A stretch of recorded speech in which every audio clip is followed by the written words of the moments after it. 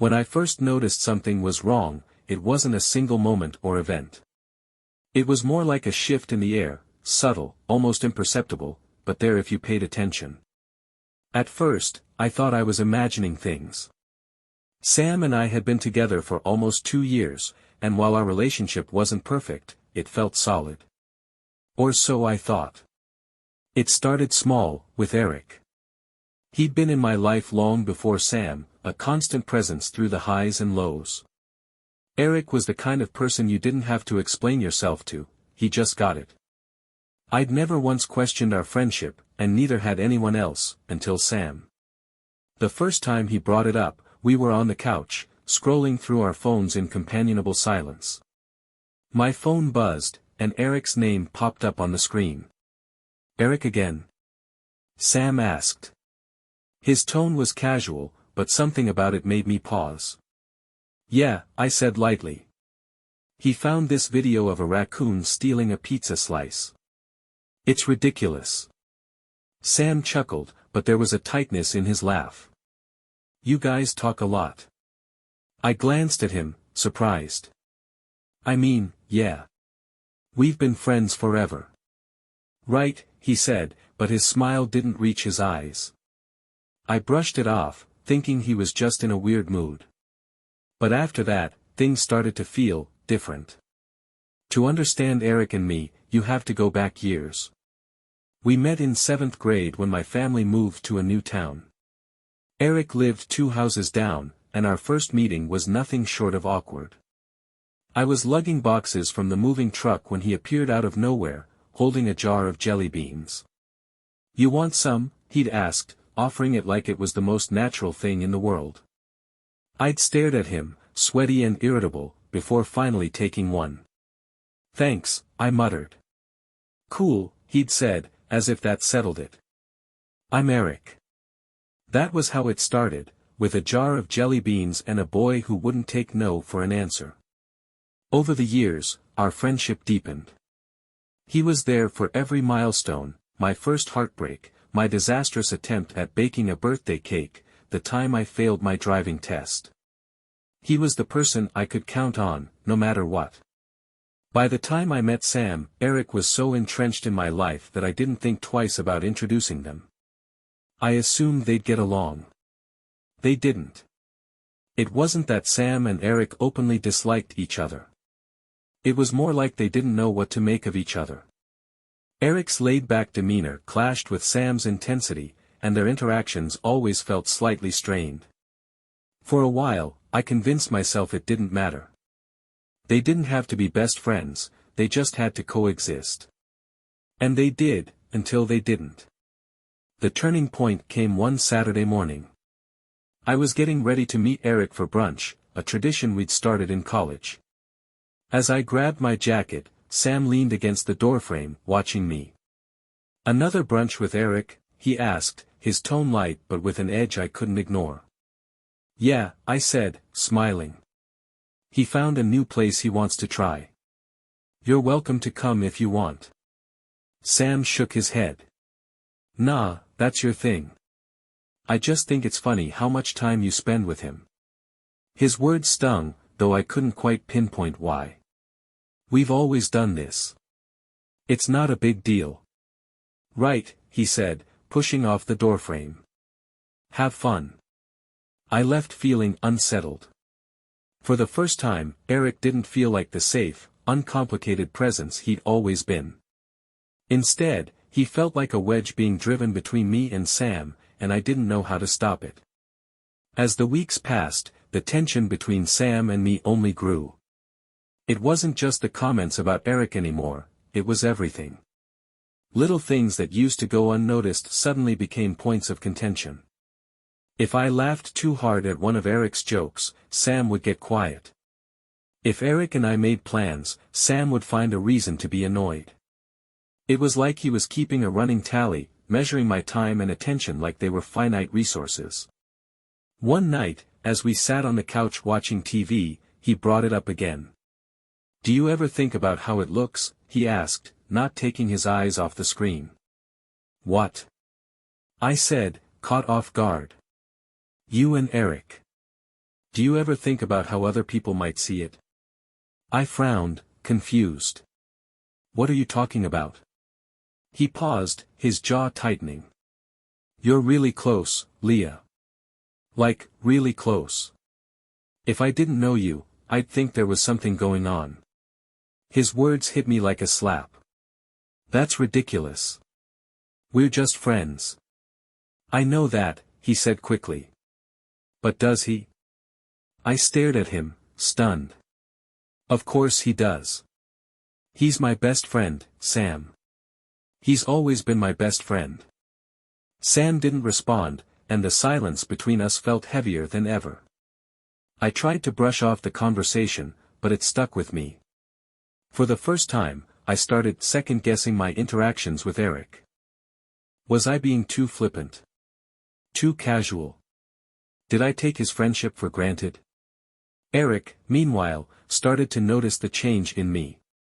Is everything okay? He asked one afternoon as we sat in a coffee shop. Yeah, I said automatically, though I knew he didn't believe me. You've been weird lately, he said, his tone light but probing. What's going on? I wanted to tell him the truth, that Sam was jealous, that our friendship was causing problems I didn't know how to fix. But I couldn't bring myself to say it. Instead, I shook my head and changed the subject. Eric didn't press, but his concern lingered. And as much as I hated to admit it, so did my doubts. Tension, I've learned, doesn't need shouting matches or slammed doors to be deafening. Sometimes, it's the quiet things that weigh the most, the way Sam's face tightened every time my phone buzzed, the way Eric's texts suddenly felt like secrets instead of casual messages. I was caught between the two of them, and no matter what I did, someone ended up feeling left out. I didn't know how to fix it. Sam's jealousy was obvious, though he tried to frame it as concern. Meanwhile, Eric started to pick up on the distance I was putting between us, not physically, but emotionally. He'd always been the one person I could rely on for anything, but now, every interaction came with an unspoken question hanging in the air: what aren't you telling me? Sam's birthday was supposed to be a chance to relax, to spend time together and forget about everything that had been weighing us down.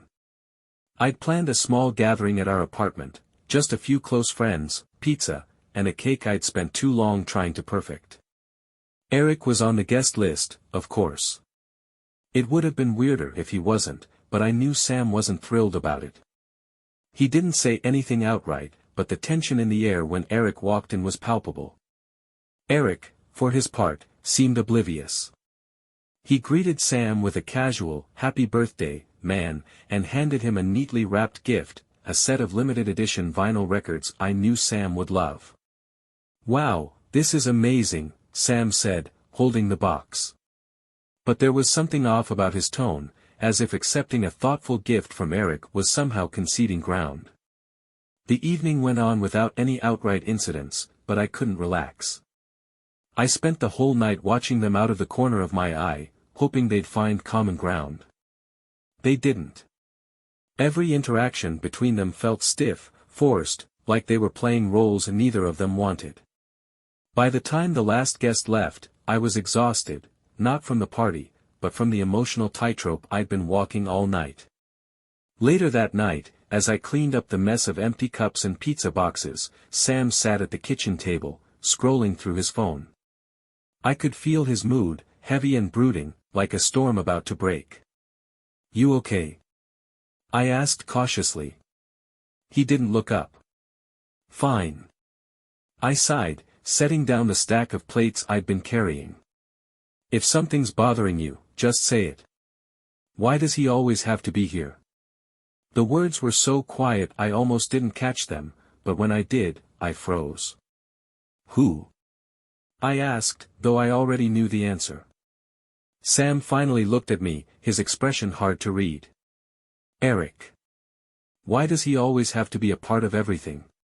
"He's my friend, Sam," I said, my voice sharper than I intended. "You know that." "Yeah, I do," he said, his tone bitter. "But sometimes it feels like he's more than that." The accusation hit me like a punch to the stomach. I opened my mouth to argue, to deny it, but the words got stuck. Not because it was true, but because I couldn't believe he'd think that of me. Eric wasn't blind to what was happening. In the days following the party, I noticed him watching me more closely, as if trying to piece together a puzzle he couldn't solve. "Something's up," he said one afternoon as we grabbed coffee. "You've been off." "I'm fine," I said automatically, stirring my latte. "You don't seem fine." I looked away, avoiding his gaze. "It's just, things with Sam have been weird lately." Eric leaned back in his chair, his expression shifting to something more serious. "Is it because of me?" The question startled me. "What?" "No. Of course not." "Leah," he said, his voice gentle but firm, "if I'm causing problems, just tell me." "You're not," I insisted, though my voice sounded hollow even to my own ears. Eric didn't look convinced, but he let it drop. Things continued to unravel slowly, almost imperceptibly, until one night it all came crashing down. I'd been at Eric's place, helping him organize some old photos he'd found while cleaning out his closet. We'd lost track of time, as we often did, and by the time I checked my phone, it was nearly 10 p.m.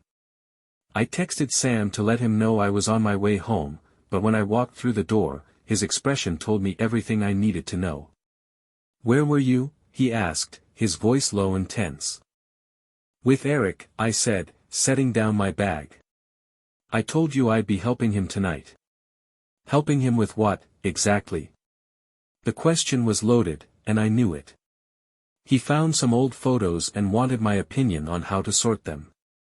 Sam scoffed, leaning against the counter. "Right. And that took 5 hours." My temper flared. "What are you trying to say?" "I'm not trying to say anything," he shot back, his voice rising. "But if you spent half as much time with me as you do with him, maybe we wouldn't be having this conversation." The argument spiraled from there, both of us saying things we didn't mean, or maybe things we did but didn't want to admit. By the end of it, I was crying, and Sam had stormed out, slamming the door behind him. In the quiet that followed, I sat on the couch, replaying everything in my mind. The fight. The party. The tension that had been building for months. I hated how tangled everything had become, how something as simple as friendship had turned into a battleground. But more than that, I hated the questions creeping into my mind, the ones I didn't want to answer. Was Sam right? Had I been blind to something deeper in my relationship with Eric? Or was this all just a result of Sam's insecurities, magnified by his fear of losing me?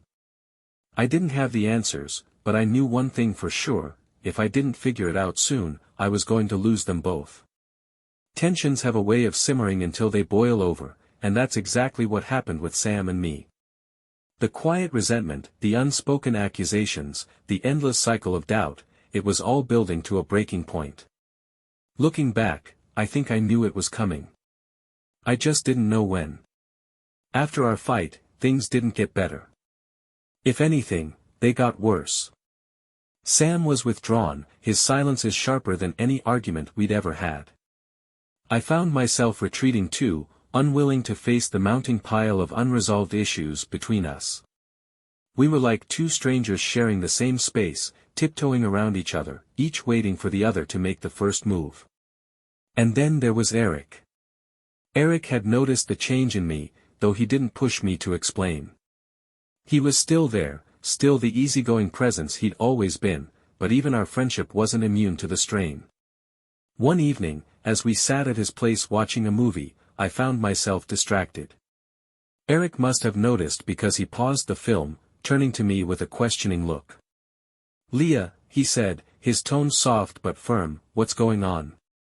I hesitated, not sure how much to share.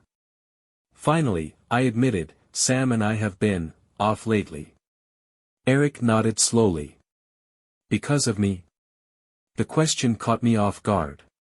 "Why would you think that?" He gave me a look that said, "Don't play dumb. Come on, Leah. It's obvious. Sam doesn't like me, and I'm guessing he's made that pretty clear to you." I sighed, running a hand through my hair. It's not that he doesn't like you. He doesn't understand our friendship. He thinks it's more than it is. Eric didn't respond right away, and for a moment, I thought he was going to drop it. But then he said, almost hesitantly, and what if he's right? The room went silent. I stared at Eric, the weight of his words pressing down on me. What do you mean?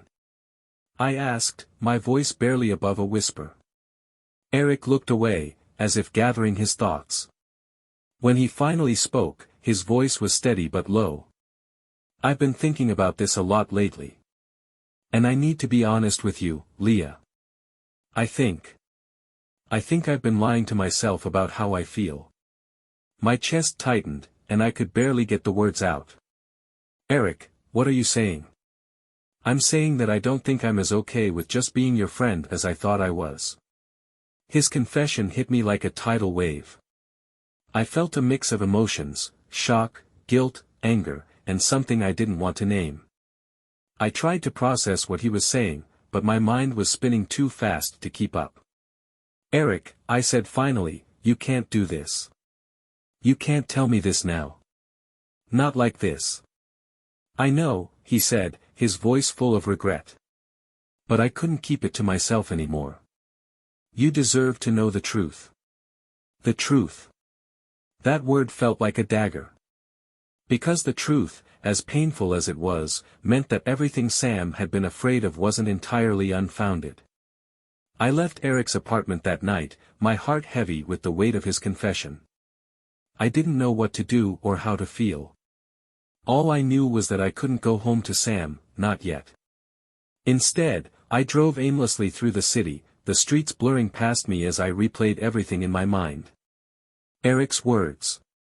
Sam's accusations. My own feelings, tangled and messy and impossible to unravel.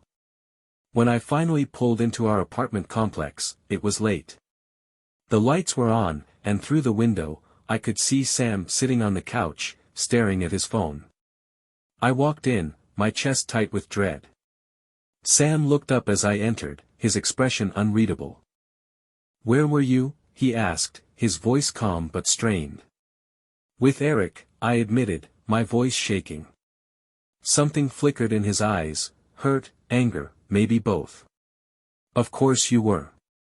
Sam, I said, stepping closer, we need to talk. No, he said, standing up. I think I already know what you're going to say. Do you? I challenged, my frustration bubbling to the surface. Because I don't even know what I'm feeling right now. That makes two of us, he shot back. The argument that followed was unlike any we'd had before. It wasn't just about Eric, it was about everything. Sam's jealousy. My inability to set boundaries. The way we'd both let this fester until it had poisoned everything between us. By the end of it, we were both in tears.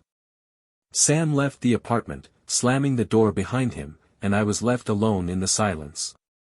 That night, I lay awake, staring at the ceiling and replaying the events of the past few months.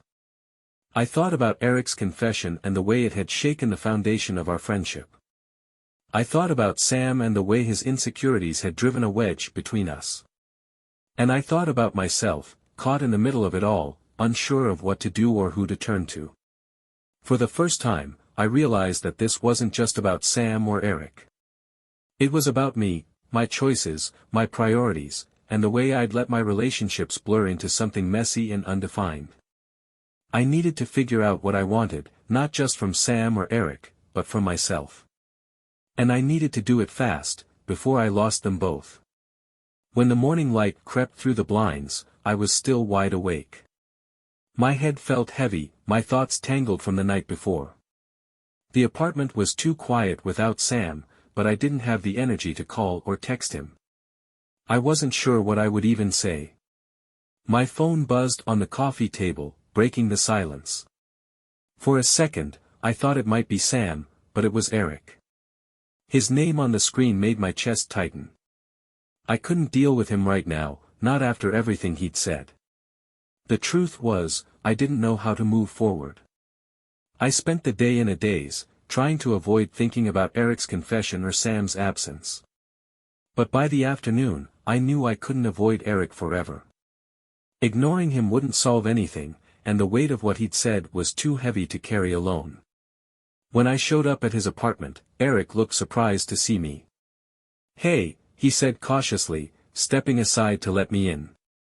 "Hi." My voice was clipped, almost unfamiliar. We sat in his living room, the silence between us thick and uncomfortable. Eric didn't push me to speak, and I was grateful for that. But eventually, I had to say something. "What you said last night," I began, my voice unsteady, "it changes everything." Eric nodded, his expression serious. "I know.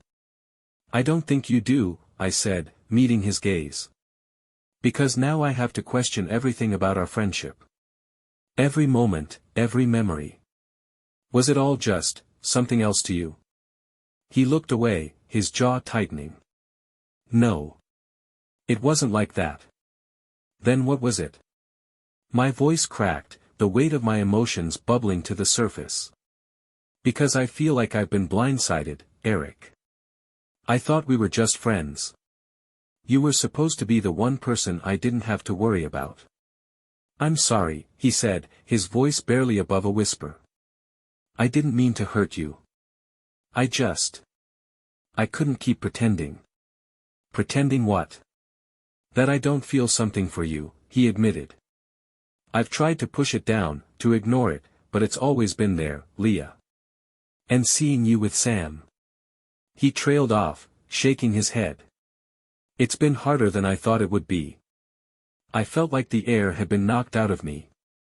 Eric, I can't do this. I can't be this person for you." "I know," he said quickly. "And I'm not asking you to be. I needed to be honest." Honesty. It sounded noble, but in that moment, it felt more like a weapon. I didn't see Sam until the following evening. When he finally came home, his expression was guarded, his movements stiff. We avoided each other at first, each retreating to opposite corners of the apartment. But as the hours dragged on, the silence became unbearable. "I talked to Eric," I said finally, breaking the stalemate. Sam looked up from the chair where he'd been sitting, his face unreadable. "Yeah. He admitted it," I said, my voice shaking. "He has feelings for me." Sam's jaw tightened, and he looked away, staring at the floor. "Of course he does." "Sam." "No," he interrupted, his voice sharp. "Don't try to explain it. I've seen the way he looks at you, Leah. I've felt like I was losing you to him for months, and now I know I wasn't crazy." "You're not losing me," I said, though the words felt hollow. "Nothing has happened between Eric and me. It's not like that." "But it could be," he said bitterly. "That's the problem. He's always been there, waiting for his chance. And now I'm supposed to just sit here and pretend that doesn't bother me?" I wanted to argue, to tell him he was wrong, but I couldn't. Because in some ways, he wasn't. For the first time in weeks, Sam let his walls come down. He told me how he'd felt from the beginning, like Eric was a shadow hanging over our relationship, a presence he could never fully escape. He admitted that his jealousy wasn't just about Eric, but about his own insecurities. "I've never felt like I was enough for you," he said, his voice breaking. "And I'm scared that one day you'll wake up and realize you'd rather be with him." His vulnerability hit me harder than his anger ever had. I realized then how much I'd taken for granted, how I'd expected Sam to trust me without ever truly considering how he felt. "I don't want to lose you," I said, tears streaming down my face. "But we can't keep going like this. We need to fix this, together." The next day, I called Eric. I told him that I needed space, not just for Sam's sake, but for my own. "I can't keep pretending nothing's changed," I said. "I need time to figure things out." Eric didn't argue. He didn't try to convince me otherwise. He simply said, "I understand." It was the hardest conversation I'd ever had, but it was also necessary. Over the next few weeks, Sam and I focused on rebuilding our relationship. We talked more openly than we ever had before, sharing our fears and insecurities without judgment. I made an effort to prioritize our time together, and Sam worked on trusting me again. It wasn't easy. Trust isn't something that can be rebuilt overnight, but we were both committed to making it work. Eric became a quieter presence in my life. We still talked occasionally, but our friendship was no longer the central pillar it had once been. It was bittersweet, but I knew it was the right thing to do. For the first time in months, I felt like I could breathe again. Rebuilding trust is never a straight line. It's messy, uneven, full of missteps and second-guessing. For Sam and me, it felt like trying to climb out of a deep pit with only a fraying rope. Some days were easier than others, but the weight of what had happened lingered between us, unspoken but ever-present. After my conversation with Eric, I thought I'd feel a sense of relief, like I'd taken the first step toward untangling the mess we'd created. But instead, it felt more like mourning. Eric had been such a central figure in my life for so long that his absence left an aching void I didn't know how to fill. Sam noticed, of course. He noticed everything. "Have you talked to him?" Sam asked one evening as we sat on the couch. "No," I replied, my voice soft. "I told him I needed space, and he's giving it to me." Sam nodded, but he didn't look entirely convinced. "You miss him?" I hesitated, unsure how to answer. "I do," I admitted finally. "But it's not what you think. Isn't it?" The question stung, but I forced myself to stay calm. "Eric has been a part of my life for years, Sam. Of course I miss him. But that doesn't mean I don't want to be here, with you." He didn't respond, and I could see the war playing out in his eyes, the battle between his insecurities and his desire to trust me. In the weeks that followed, we made a conscious effort to reconnect. We went on dates again, little outings that reminded us of the early days of our relationship when everything felt simple and new. One night, we ended up at the coffee shop where we'd had our first date. It was almost empty, the warm glow of the lights making the space feel cozy and intimate. "Do you remember what you ordered that night?" Sam asked, a small smile tugging at the corners of his mouth. "Of course," I said. "A chai latte. And you made fun of me for not getting coffee." He chuckled. "I still don't understand how you function without caffeine." I laughed, and for a moment, it felt like the weight between us had lifted. But trust isn't built in a single moment. It's earned, little by little, over time. And while we were making progress, there were still moments when the cracks showed. Eric stayed true to his word, keeping his distance. But every so often, I'd catch myself reaching for my phone, wanting to text him about something random, a funny meme, a question about an old inside joke. Each time, I stopped myself, reminding myself of the boundaries I'd set. One afternoon, I ran into him at the grocery store. It was the first time we'd seen each other since our conversation, and the sight of him stopped me in my tracks. "Hey," he said, his voice cautious but warm. "Hey," I replied, my heart pounding. For a moment, we just stood there, the weight of everything unsaid hanging in the air.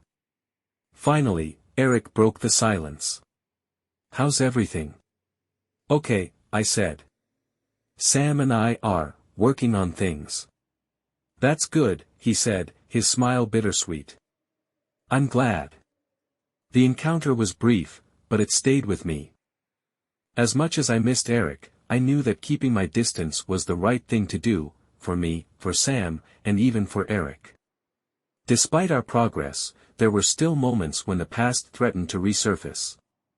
One night, as we were getting ready for bed, Sam asked a question that caught me off guard. "Do you ever wonder what it would have been like if you and Eric had met under different circumstances?" I froze, unsure how to answer. "What do you mean?" "Like, if you'd met him before me. Do you think things would have been different?" It was a dangerous question, and I knew it. I don't know, I said honestly. But it doesn't matter, Sam. That's not the life I chose. I chose you. He nodded, but his expression was unreadable. It wasn't until one particularly difficult night that we finally broke through the last of the barriers between us. Sam had come home late from work, visibly stressed. I tried to ask him what was wrong, but he brushed me off, retreating into himself. I'm trying, Leah, he said finally, his voice strained. I'm trying to trust you. But sometimes it's just hard. I know, I said, stepping closer. And I'm trying too.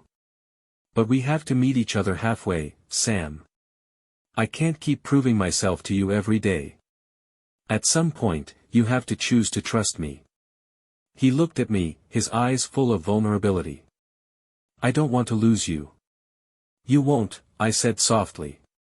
But we have to stop fighting each other and start fighting for this relationship. That night, something shifted between us. It wasn't a perfect solution, but it was a start.